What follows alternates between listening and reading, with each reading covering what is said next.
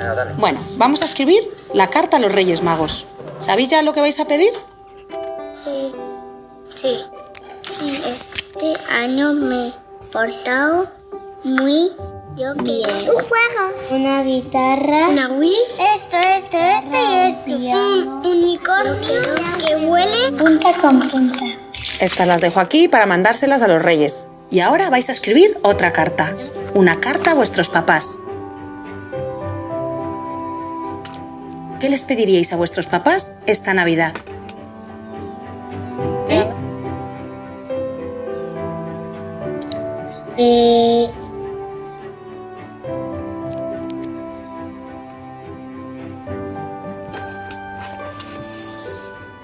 ¿Algo más?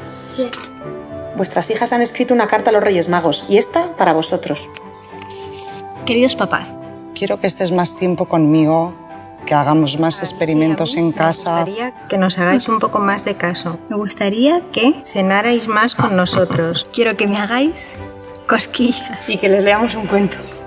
Quiero que estemos un día juntos. No puedo. Quiero jugar, mamá. Que juegues conmigo, vaqueros. ¿Quieres jugar más al fútbol conmigo? ¿Os sorprende que os pidan esto para Navidad? Pues no, la verdad es que no nos sorprende. A mí no. Tienen demasiados juguetes siempre. El sentimiento de tratar de sustituir, pues llenarles ese pequeño vacío con un juguete que les... Pasar todo el tiempo que tenemos, el máximo con nuestros hijos. Pensar que tú quieres darles todo lo mejor y lo mejor eres tú.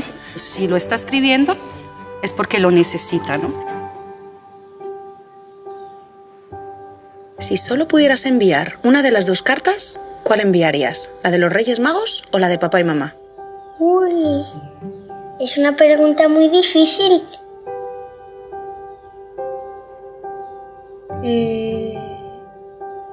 La de mamá.